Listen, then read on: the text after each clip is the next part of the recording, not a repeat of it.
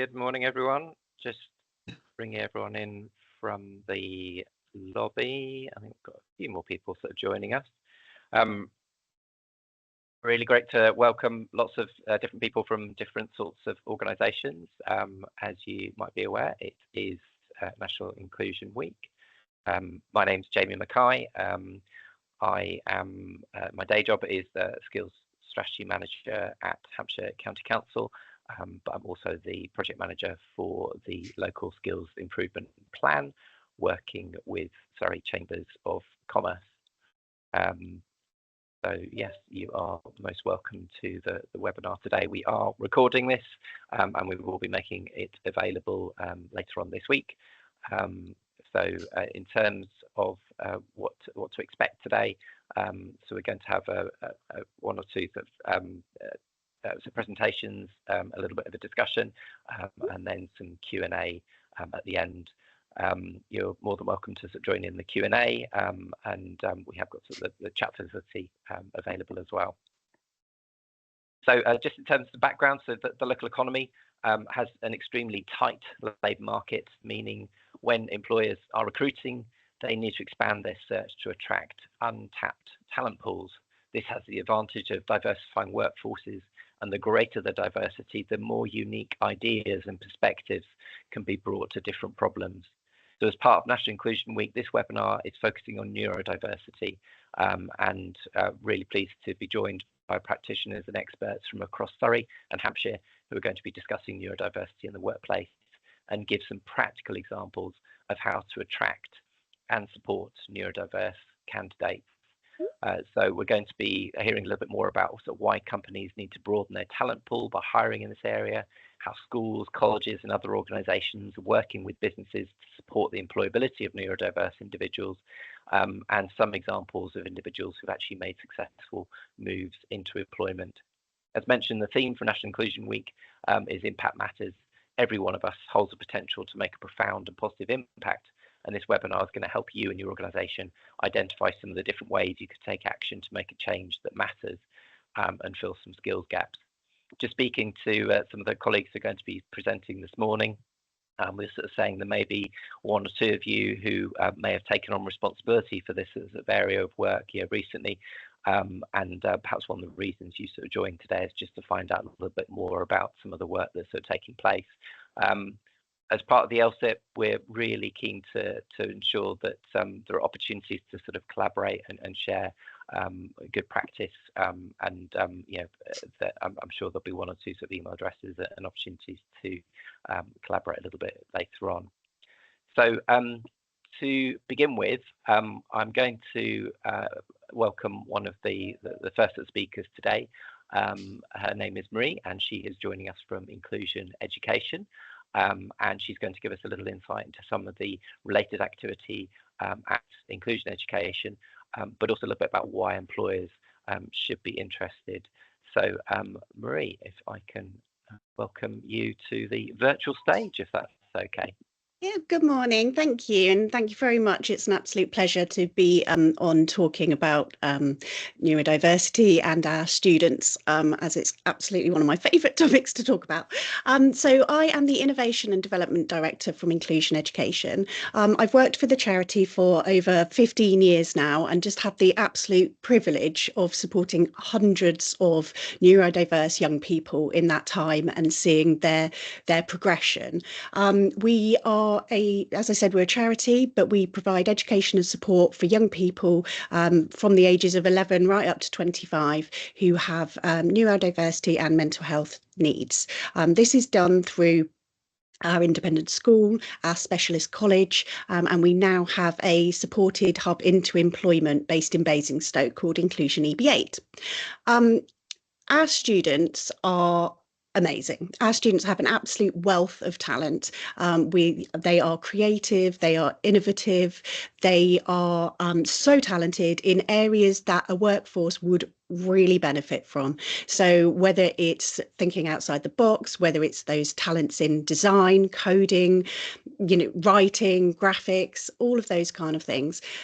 but they need support getting into the workplace. One of the biggest barriers that our students face and are able to express is that they worry that they will not be understood. So I really think, when employers are thinking about, employing somebody with neurodiversity, it's really about having that safe, trusting environment where somebody can come and really talk about what their needs are, but also what their strengths are. I mean, that's the important part of it. But so they do expressly say, I'm worried that a workplace will not understand my ADHD behaviour and they will try and change me. So it is about understanding. It is about open communication. But actually, the message that I really want to bring is this benefits everyone. Making adjustments for somebody is beneficial for everyone involved. And it could be thinking about those relationships, as simple as that. It could be thinking about the environment, it could be thinking about the structure of the workday. But that is going to benefit all of your staff. There might well be employers out there who have staff already with these needs, whether undiagnosed, whether undisclosed. So by appreciating diversity and developing your understanding and putting those things in place, it's going to benefit everyone. We design our sites and our way of working with these adjustments in mind, and my message, I think, to everyone is, please, I'm here to talk to advise, to support. You can come and visit us and see our Inclusion EB8. It is set up as a truly inclusive workplace, but it looks professional and it shows that it's not as difficult to do as you think it is. And yeah, so that's it really. That's what we do. Great, thanks, Marie. I think I've been over a few times, over in Basingstoke, yeah, it is an amazing facility, and it does feel very sort of professional as you walk in. In fact, it is a social co-working space, isn't it? So there are other sort of businesses there. Great opportunity for the young people that work with you to kind of experience that. So excellent. I'm sure we'll find out a little bit more about it later on during the discussion. Thank you, Marie. So I'm going to bring in one of my colleagues at Hampshire County Council, Development Manager Tony Marie Leaf, who's going to talk a little bit about some of the work that her and her team are involved in. So Tony Marie, I'll hand over to you. Hi, thank you, Jamie. Yep. So as Jamie said, I'm a development manager for SEND Employability at Hampshire County Council, and that really covers a whole range of elements of work. But part of what I do is around working alongside our employers, our education providers, and our young people to raise awareness of what we call supported internships. So supported internships are what I like to refer to as alternative recruitment pathways for our more diverse young people.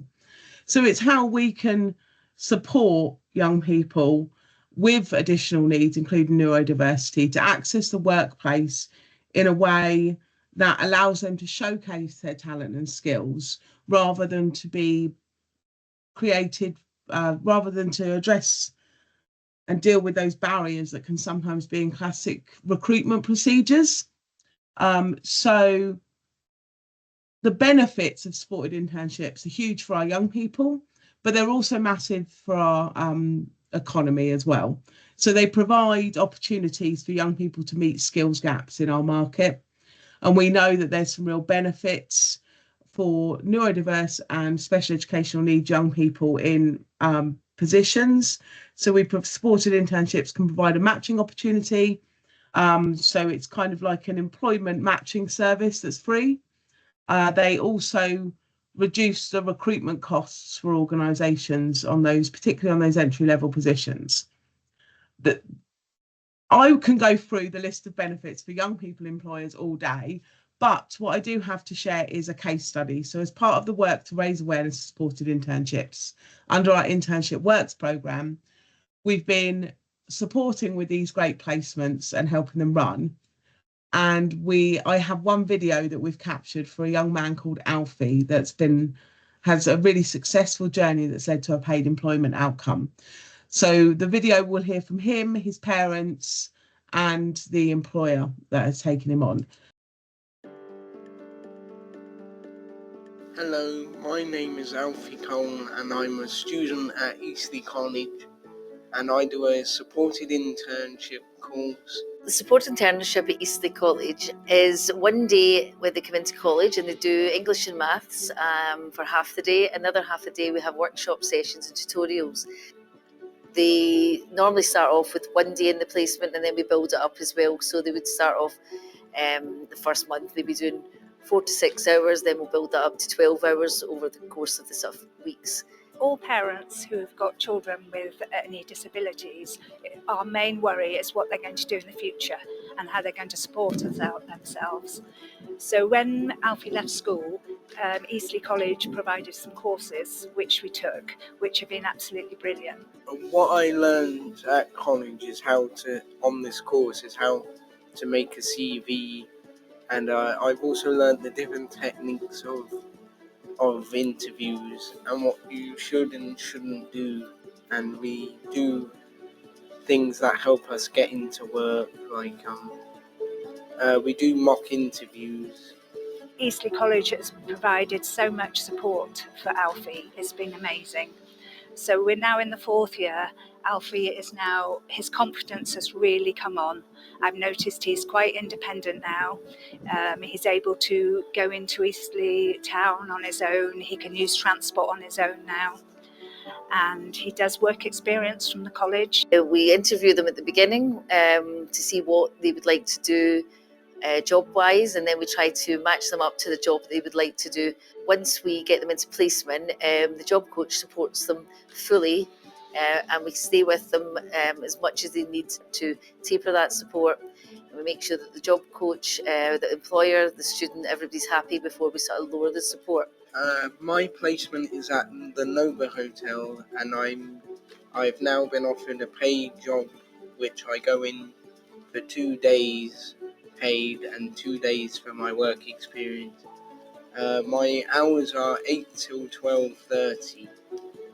Initially, when Alfie started his work placement, I would support him with settling in, introducing him to the staff members there, making sure that he was happy to be doing different jobs. My favourite job there is doing a floor check, where I go up and I take things that the guests have left outside and bring them down to be washed. And I also like polishing the cutlery.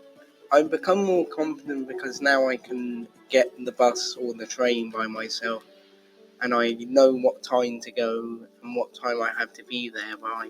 It's just shining, his confidence, and at home he's doing lots of jobs and I can see everything's getting together, and my anxiety as a parent has really reduced now. I've also been offered a placement at my work on a 0-hour contract. We have been working towards doing his training now that he's got a paid job. He's been doing online training, which involves doing fire safety training and food allergens and food safety. So when Alfie came home to tell me that they'd offered him a job at the Nova Hotel, I was just overwhelmed.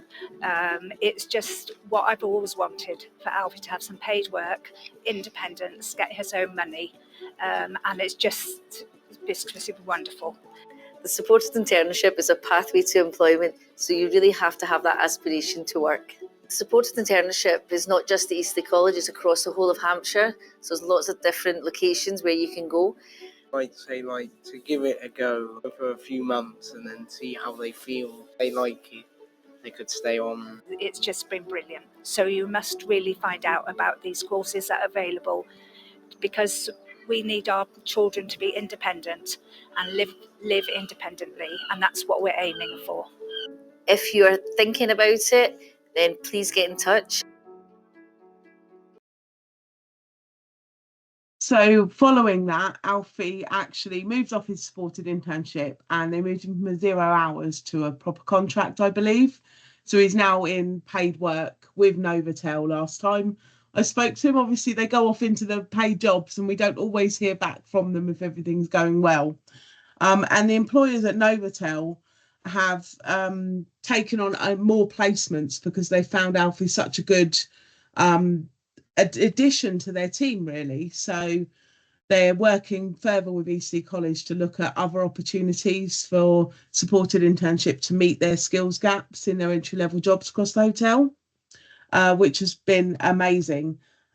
So I will hand back to Jamie. I think that's all I wanted to share for the time being. Thank you very much. For the time being, no, thank you, Tony Marie. That was amazing. Yeah, the one thing that I picked up on, perhaps it was my sort of OCD, but just as he was wiping the table, I was thinking you've got to lift up the salt and pepper and clean under there as well. But that's something I'm going to deal with. Yeah. I think, bless Alfie, he found it a bit strange that he had to kind of fake do the work while they were filming him.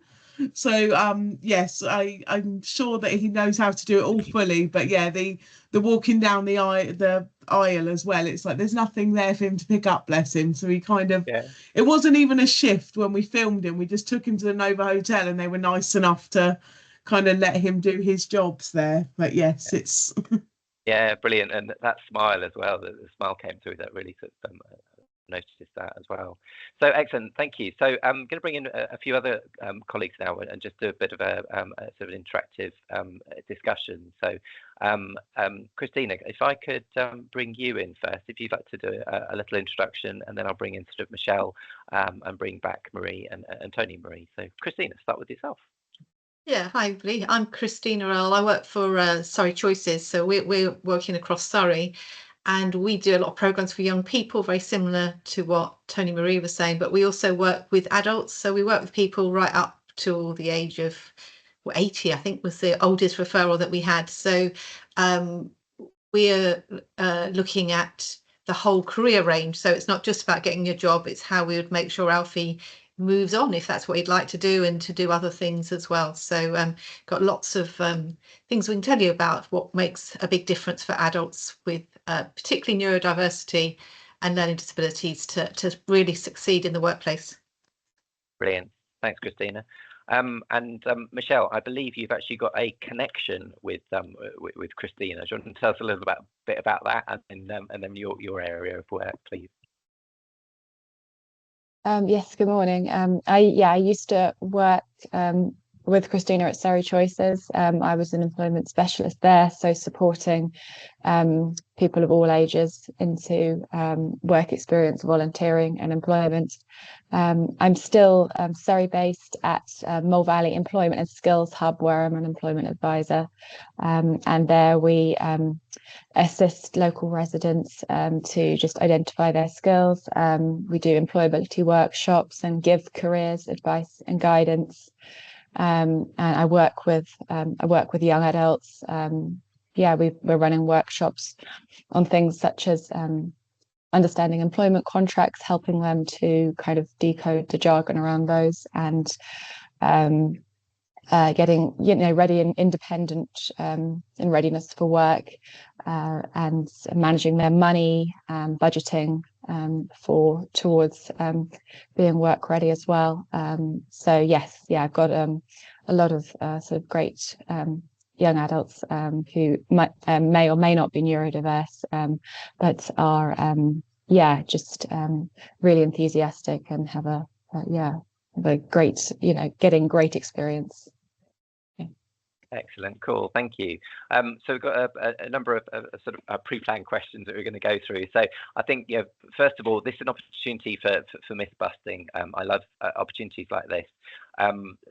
To bust some of those myths. So what are some of the myths of neurodiversity that you would like to bust, straight off the bat? So what are some of the things that you sort of hear and you think, oh no, that's so wrong? So we've got Marie and Tony Marie back in here as well. So who'd like to go first? What's the most common one word? So go on then, Christina.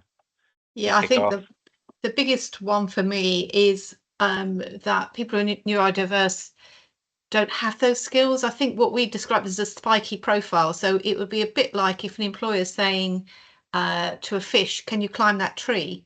They can't. But actually, if you put that fish in an ocean, they're going to beat all the monkeys out of everywhere. So I think it's about understanding it's what people, what we need to do is match up the skills that people have with what employers need, and it will be different for everybody. You know, they always say if you've met one person with autism, you've just met one person with autism. You know, everybody's different, so there is not I get the biggest myth is the Rain Man thing. That's, you know, not everybody's very good at maths. Yeah, no, I love that. No, thank you. I love the the fish climbing the tree. Yeah, okay. Marie? Yeah, I totally agree. I'd agree with that completely. I was going to say something along the same lines about not mistaking neurodiversity for, for learning difficulties and not being able to do certain things, as you said, Christina. The other one I was going to say is that the myth that employing somebody with neurodiversity is going to be expensive and time consuming, because it's not. I think there's a figure around about adjustments costing something like £75 per person, but also I don't even believe it has to be that. Like I said at the beginning, if you're putting in these things in your working environment, they're going to benefit everyone. And actually the benefits, both financially in terms of staff retention and staff performance, and also the custom, it's shown that people would far rather give their custom and therefore their money to employers with a diverse workforce. So actually it's not expensive and it's not time consuming. Great, thank you. Sonia Marie?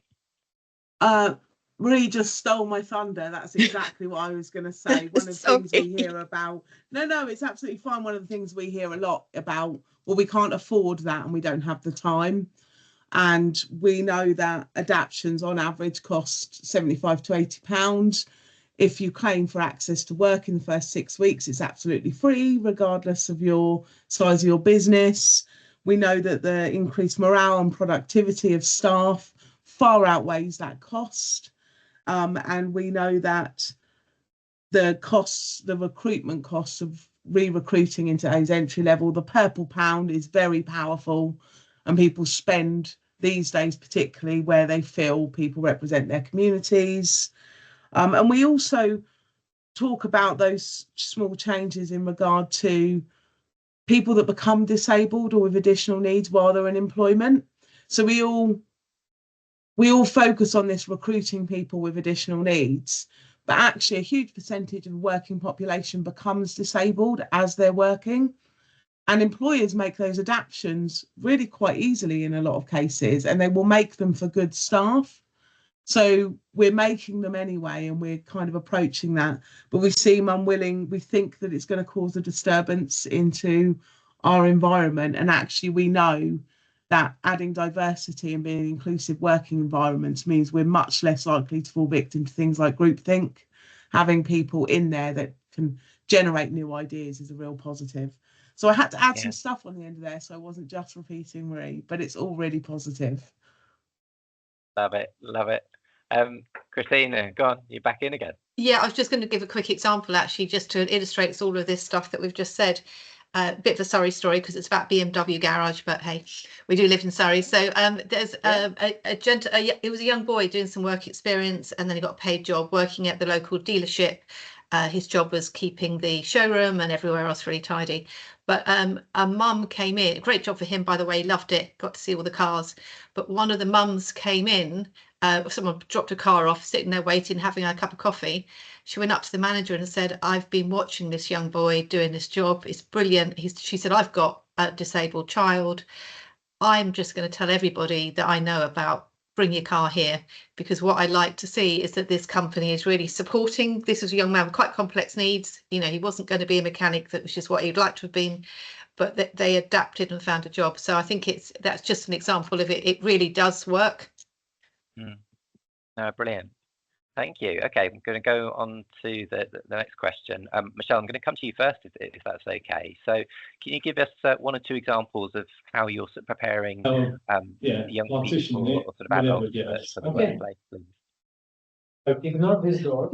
Yeah. So we do both group and individual support, kind of to get people prepared, and so that might be it could be visits from employers, just giving an insight into their industry, or it could be doing practice interviews with young people, just going over a job description that they have an interest in. It could be kind of helping them to just giving them a tour of a workplace premises, or just having a drop in and doing a practice shift. So we support, we arrange these, organize these with employers. So yeah, I'm sure there's a few more, but that's some of the activities we've done here. Excellent. Thank you. I'm aware you've got a little bit of sort of background noise there as well. The joys of teams. Marie, do you want to come in? Yeah, I'd love to hear about some of the examples that you're sort of doing. Yeah, I think, absolutely what Michelle said, that we do all of those kind of things as well. But I think as well, one of the things that we do is thinking about those more subtle workplace behaviours that young people with neurodiversity might not know. And it's about having going through those kind of things. So where are the toilets? What are the kind of unknown social conventions at work? So, if I want a cup of tea, do I have to make a cup of tea for everybody? How do those kind of things work? How do I phone in sick? How do I let someone know? Those kind of things can cause a lot of anxiety. And it's the kind of thing that you don't really know until you know it. So supporting them with all those kind of really subtle social things within a workplace. And then the other thing is really looking at roles within different businesses that they might not realise. So for example, you might think, oh, well, I might get a job in a hotel, but what they don't realise is actually in a hotel there's so many roles that they might not think of. So it could be working in the leisure club, it could be working in the kitchen behind the bar, could be an admin role, could be a social media role. There are so many roles within organisations that they might not necessarily understand. So for example, talking about banks yesterday, and they just think, well, if I work in a bank, I'm just going to be working with money as a cashier. Well, actually, no, you might work in, like I said, HR, you might work in something else. So really understanding that because they've got these skills, they could work in so many different sectors. There's some really interesting examples and sort of insights in there. So with another sort of hat on, I've been learning a little bit more about sort of emotional intelligence. So better understanding our own emotions, but also the emotions of others, and being able to kind of support those. Sometimes we're having a bad day, and so the emotions that come out can kind of reflect that. But it's also sort of supporting people to sort of deal with those. But actually, it's some of the things that perhaps you and I would just sort of take for granted and just think, well, yeah, obviously, why would they be thinking that? But actually, you need to turn that around and think, actually, okay, it's good to know that some of these questions. My daughter, interestingly, when she goes somewhere new, that's one of the first questions she asks: where are the toilets? And we found that quite early on, so every time we go somewhere new, that's the first thing we find for her, because otherwise she's in a great deal of discomfort, regardless of whether she needs the toilet or not. She just wants to know where the toilet is, so that when she needs to go, she needs to go. So I'm going to get killed for that from my wife, but anyway. Okay. Anybody else want to sort of come in and talk about? I'm happy to run through what we do with young people. I mean, we work really closely with our college providers across Hampshire. The key one, I mean, we work really closely with all of our providers to ensure that we're delivering those key areas that are going to support our young people. But we have two particular initiatives that support, one being the employability hubs.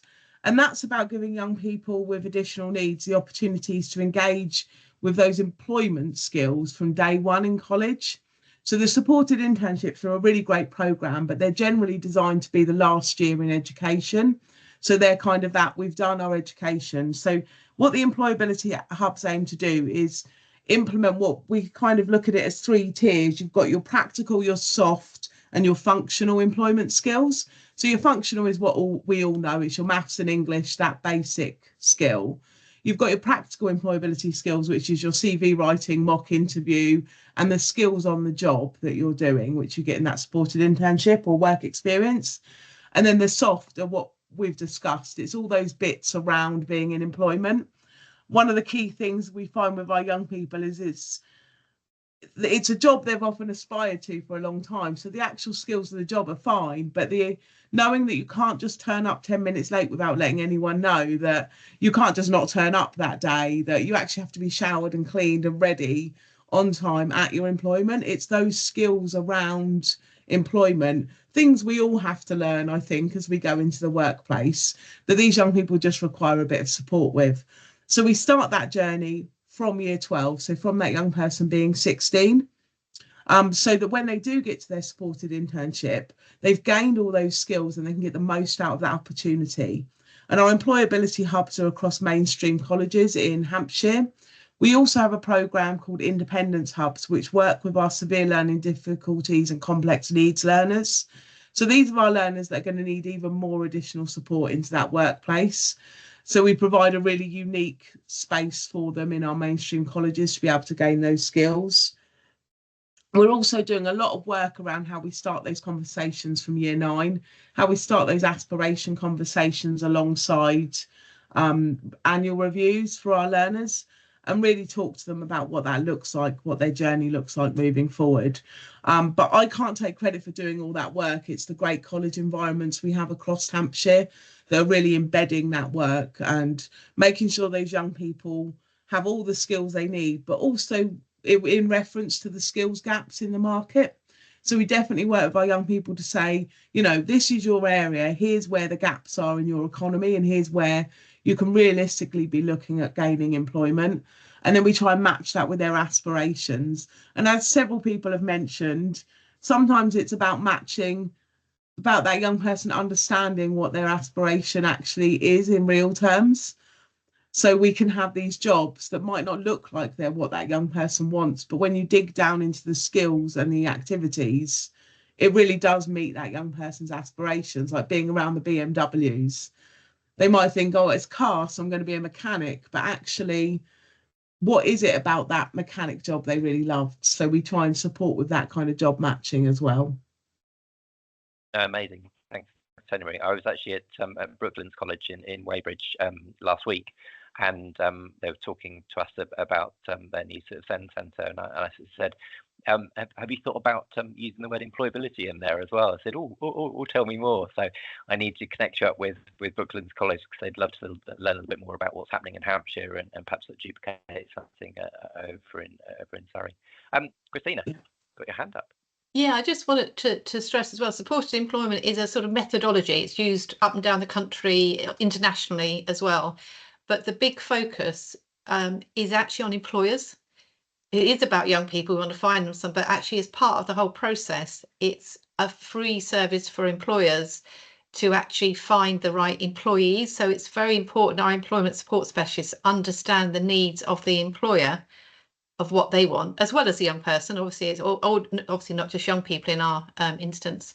So what employers can also is tap into the employer support specialists, if you like, to discuss what they need, so that we can either go back and find somebody, or indeed make sure that we start giving them the skills that they need. So it is a two-way process. We definitely really want to be working with the employers and identifying what they're needing in their workforce. And that leads us beautifully onto the next sort of area. So are we able to name check some of these employers? So we've had BMW, they've had a mention, but I'd love to hear, and I'm sure colleagues around joined us today would love to hear about some other employers. So Michelle, your first hand up, so go for it. Yes, so we, I think it's been touched upon, we kind of work with young people to, first of all, kind of set an action plan and kind of research both job roles and industries that they want to go into, and we might then kind of research businesses and and then yes, we have approached places such as we've been working with sewers, and they've been great, and they have attended one of our job fairs. They have had roles within community recycling centres, and also also transportation roles, and some ones with a lot of progression in terms of learning how to use the machinery there. So yeah, that's and then yeah, sort of helping those young people who would be who we think, and they think most importantly would be a good fit, and yeah, we're working towards, yeah, well, there have been some outcomes there. Excellent, great, thank you. Marie, are there any particular employers that you've sort of started developing relationships or working relationships with? Absolutely. So we moved into Belvedere House in Basingview and Basingstoke, and sort of really started going around April, May time. So we're relatively new to building the networks, but there are so many amazing organisations within that area who really are. So we've got Target Therapies are fantastic and have offered our students work experience, sort of taster sessions, information. We've worked with Clarion Futures, who are supporting our students. Castle Trust Bank. We've got, I'm trying to think who else in the process. Oh, Petra Jewellery in Basingstoke. So yeah, we are Wellington Country Park have been amazing with a whole raft of supported work experience placements for both our school and our college. And actually, the way that ran was so successful because they really looked at all the different roles and really looked at what the potential barriers for each would be, so that students were really well informed and prepared. So for example, if they were looking after the animals, the potential barriers could be the smells. So somebody with sensory needs might need to be aware. If they were working in the cafe, a sensory need might be the clattering noises and things like that of the utensils. So yeah, we're really fortunate to be meeting and connecting with so many really supportive businesses. But I think sometimes it's down to the individuals in those businesses. You know, it's finding those employers that really recognise the benefits of this and are willing to learn themselves in order to make it a success. Yeah, it's definitely finding the right individual, isn't it? So interesting. Yeah, so far we've had one or two sort of big businesses and a few sort of smaller businesses as well. It's really sort of positive to hear. Tony Marie, did you want to come in? Yeah, I mean, we've got some really great businesses that have worked with us in a range of different ways. So we've had a huge range of placements across, I mean, it's across Hampshire. So name checking all those small local ones that do great work with us. Unfortunately, I can't do, but we do have a lot of successes, particularly with paid employment for those small local high street shops that work really closely with us. We've got some bigger chains that were involved. So obviously there was Novotel that we spoke to there. Village Hotels are also a really good one. We've been working with Nando's to look at placements recently. So some of those big chains, which gives us opportunities in Hampshire, but also opportunities we can then ensure are spread nationally as well. So sharing those links. We did an amazing piece of work with our construction colleagues.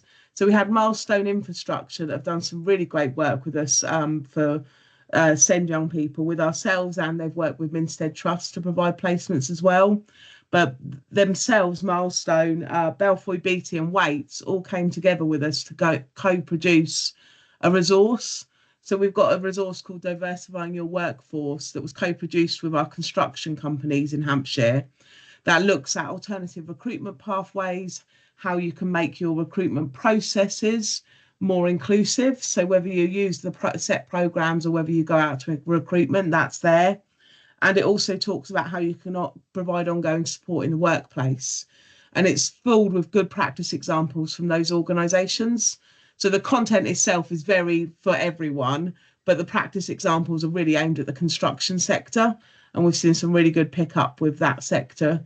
That sector and retail and hospitality seem to really be on board with this. And I think they're the sectors that have really struggled with recruitment gaps, particularly post-COVID. So they've really engaged and really got on board very quickly in meeting those recruitment gaps with a diverse workforce. I think you've you've made me think about a new question, which I haven't shared with any of you beforehand, but I'm hoping colleagues will be able to kind of respond. And it's actually taking it to the next level. So we've heard of some examples, or potentially one-offs, but in some cases they're turning into a few more. Are there any examples, or any of you able to say anything about where employers are actually beginning to talk to you about, actually, we want to take this a stage further, we want to embed this, we want to take this to a more of a sort of a strategic level to actually demonstrate commitment rather than just one-offs? Actually, this is something we want to embed. So opening it up to the floor. Go on. Well, while I'm talking, what I'll say is, again, we've had some success using the social value element of procurement in our large construction builds. So we have employment and skills plans, and that social value around. And I'm not a procurement specialist, so forgive me if I do get the language wrong. But we've had a lot of value around that strategic approach to adding value to communities, particularly in large builds. And we've got some really good placements in those organisations. Milestone, Balfoy Beatty and Waits have all engaged with us from the get-go with builds and works that are happening in Hampshire to ensure that they're in providing placements for some of our more diverse groups and our young people with special educational needs and disabilities. So we've really had some success around social value and procurement. Excellent, thank you. Christina, from a Surrey perspective, very much so. So Surrey Choices have been working 25 years in Surrey, so we've got about 600 employers, so we've obviously got all the different sizes, but there's always popular ones, I think I was saying before. So we've got in Surrey, Chelsea have got their training ground in Surrey. That's always a very popular placement, but it's great to see we've actually got a paid role from that for someone who's a specialist disability football coach now, so he comes with his own challenges.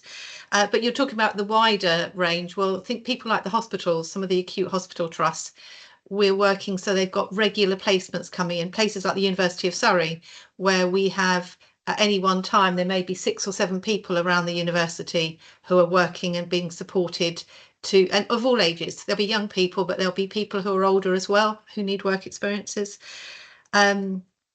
And I guess just to give you an idea for any of the employers on the call, it is about career options and long term. And there's a couple, we spoke many years ago to someone from Starbucks who was saying, yeah, we can give you some placements. And we had some people who went in who perhaps didn't have the skills, they weren't ready to be a barista, or they didn't have, it would take them longer than a year to gain those skills.